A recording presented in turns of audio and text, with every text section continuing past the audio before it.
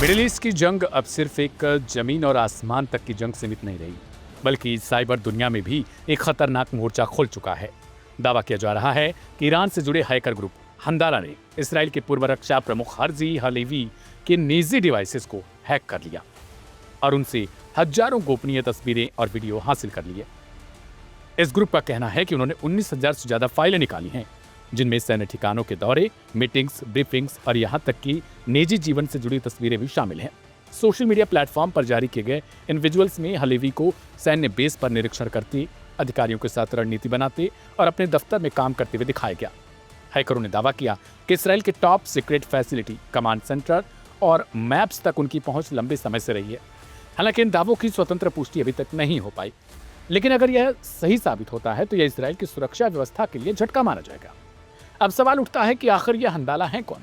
दरअसल हंदाला नाम फिलिस्तीनी प्रतिरोध के प्रतीक से जुड़ा हुआ है और यह हैकर ग्रुप खुद को उसी विचारधारा से जोड़ता है। रिपोर्ट्स के मुताबिक यह कोई नया नाम नहीं है, बल्कि इससे पहले भी यह ग्रुप कई बड़े दावे कर चुका है। इजरायली मीडिया के मुताबिक इसी ग्रुप ने पहले पूर्व प्रधानमंत्री नफ्ताली बेनेट, पूर्व न्याय मंत्री आयलेट शाकित और प्रधानमंत्री बेंजामिन नेतन्याहू के चीफ ऑफ स्टाफ जाची ब्राउबरमन उनके फोन हैक करने का दावा किया था। कुछ रिपोर्ट्स में यह भी कहा गया कि इस नेटवर्क ने भारत अमेरिका से जुड़े मामलों में भी घुसपैठ की कोशिश की थी और चर्चाओं में काश पटेल जैसे नाम भी सामने आए थे। हालांकि इन दावों की भी आधिकारिक तौर पर पुष्टि नहीं हो पाई। विशेषज्ञ मानते हैं कि ऐसे ग्रुप अक्सर साइबर जंग के जरिए मनोवैज्ञानिक दबाव बनाने की कोशिश करते हैं ताकि दुश्मन देश की छवि और भरोसे को कमजोर किया जा सके। यह साइबर हमला ऐसे वक्त में सामने आया है जब इजराइल लेबनान में अपने सैन्य अभियान को जारी रखते हुए लगातार हमले कर रहा है और हालात बेहद तनावपूर्ण बन चुके हैं।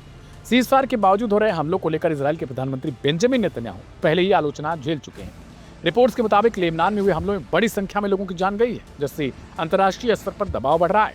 ऐसे में यह साइबर अटैक सिर्फ डेटा लीक का मामला नहीं रह गया, बल्कि एक बड़े रणनीतिक संकेत के तौर पर भी देखा जा रहा है, जहां संदेश देने की कोशिश हो रही है कि जंग अब सिर्फ हथियारों से नहीं बल्कि जानकारी और तकनीक के जरिए भी लड़ी जा रही है।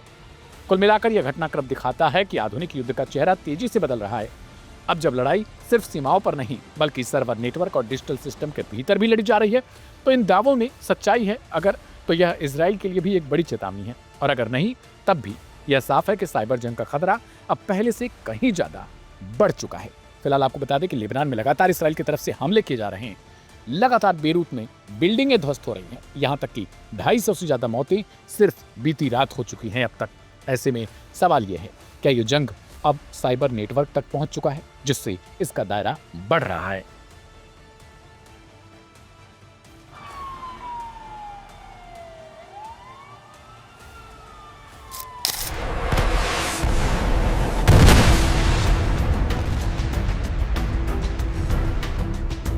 ईरान के साथ बहुत बड़ा धोखा हुआ है। जी हाँ, ये बहुत बड़ी खबर है क्योंकि ईरान को अंधेरे में रखकर बहुत बड़ा खेल खेला जा रहा था ताकि इजराइल लेबनान में कत्लेआम मचाता रहे।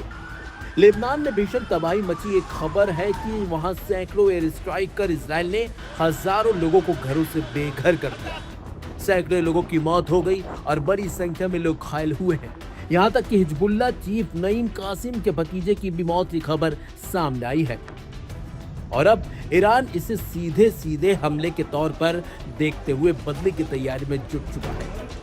दरअसल सीज़फायर के बाद उम्मीद थी कि मिडिल ईस्ट में हालात शांत होंगे, लेकिन जमीन पर तस्वीर बिल्कुल उलट नजर आ रही है। ईरान का आरोप है कि लेबनान को भी युद्ध विराम का हिस्सा माना गया था, लेकिन इजराइल ने लगातार हमले जारी रखे और अमेरिका ने इस पर कोई सख्त रुख नहीं दिखाया। यही वजह है कि तेहरान अब खुलकर सामने आ गया है और साफ साफ कह रहा है कि अगर लेबनान पर हमले नहीं रुके तो वह सीज़फायर समझौते से बाहर निकल जाएगा। ईरान के शीर्ष नेताओं ने इसे समझौते का खुला उल्लंघन बताया और कहा कि अब जवाब दिया जाएगा। लेबनान में इजरायली हमलों की तेजी का अंदाजा इसी बात से लगाया जा सकता है कि कुछ ही मिनटों में भारी बमबारी की गई, जिससे रिहायशी इलाके तक नहीं बचे। इन हमलों का सीधा सीधा असर आम लोगों पर पड़ा है और हजारों लोग बेघर हो चुके हैं। ईरान के लिए ये सिर्फ एक मानवीय संकट नहीं बल्कि रणनीतिक चुनौती भी है, क्योंकि लेबनान में हिजबुल्लाह उसका सबसे बड़ा सहयोगी है और अगर ईरान इस समय चुप रहता है तो उसके पूरे क्षेत्रीय प्रभाव और प्रॉक्सी नेटवर्क पर सवाल खड़े हो सकते हैं। यही वजह है कि अब ईरान ने सख्त संदेश देने शुरू कर दिए हैं। ईरान की रिवॉल्यूशनरी गार्ड्स और सैन्य नेतृत्व ने चेतावनी दी है कि अगर हिजबुल्ला पर हमले जारी रहे तो इसे सीधे सीधे ईरान पर हमला माना जाएगा और जवाब भी उसी स्तर पर होगा। रिपोर्ट्स के मुताबिक ईरान ने अपने संभावित टारगेट चिन्हित कर लिए हैं और किसी भी समय किसी भी वक्त जवाबी कार्रवाई हो सकती है। इस पूरे घटनाक्रम के बीच सबसे बड़ा सवाल यही है कि क्या यह सीज़फायर सिर्फ एक दिखावा था जिसके पीछे असली खेल कहीं और चल रहा था, क्योंकि जिस तरह लेबनान को इस संघर्ष का नया केंद्र बना दिया गया है उससे यह साफ हो रहा है मिडिल ईस्ट में जंग अभी खत्म नहीं हुई बल्कि एक और बड़े टकराव की तरफ बढ़ रही है।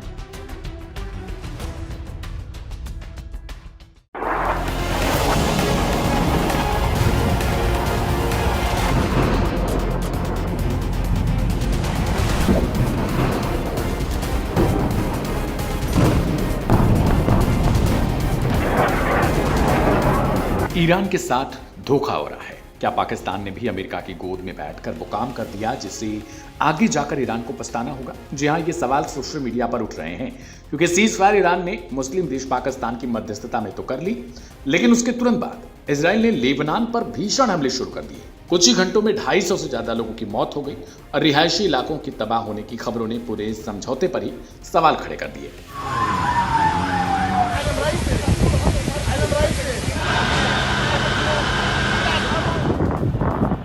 इजराइल के हवाई हमलों ने बेरूत समेत कई इलाकों को निशाना बनाया जहां बिल्डिंगें मलबे में तब्दील हो गईं। ऐसे में अब ये पूछा जा रहा है कि कहीं ये सीज फायर सिर्फ एक रणनीति तो नहीं थी जिसके जरिए अमेरिका जंग से बाहर निकलना चाहता था और ईरान को अकेला छोड़ दिया गया। यही वजह है कि ईरान अब खुलकर सामने आ चुका है और साफ कह चुका है अगर लेबनान पर हमले जारी रहते हैं तो वह और भी किसी भी समझौते को मानने के लिए तैयार या बाध्य नहीं होगा। दरअसल ईरान के इस कड़े रुख के पीछे सिर्फ भावनात्मक नहीं बल्कि ठोस रणनीतिक कारण है। सबसे पहला कारण है हिजबुल्ला, जो लेबनान में ईरान का सबसे बड़ा सहयोगी माना जाता है। जंग के दौरान हिजबुल्ला ने ईरान का खुलकर साथ दिया था। ऐसे में अगर ईरान अब पीछे हटता है तो उसके पूरे प्रॉक्सी नेटवर्क पर सवाल खड़े हो सकते हैं। दूसरा सबसे बड़ा कारण है भौगोलिक स्थिति। लेबनान इसराइल का पड़ोसी है और वहां प्रभाव बनाए रखना ईरान के लिए बेहद अहम है। तीसरा कारण यह भी है कि ईरान को डर है कि अगर लेबनान को ऐसे ही छोड़ दिया गया तो इजराइल मिडिल ईस्ट में अपनी पकड़ और मजबूत कर लेगा, जैसा कि पहले सीरिया और गजा में देखा जा चुका है। चौथा कारण यह है कि ईरान को लगता है कि अमेरिका इस सीज फायर के जरिए खुद को युद्ध से अलग कर रहा है और उसे सीधे इजराइल के साथ टकराव में धकेल रहा है, जो उसकी रणनीति के खिलाफ है।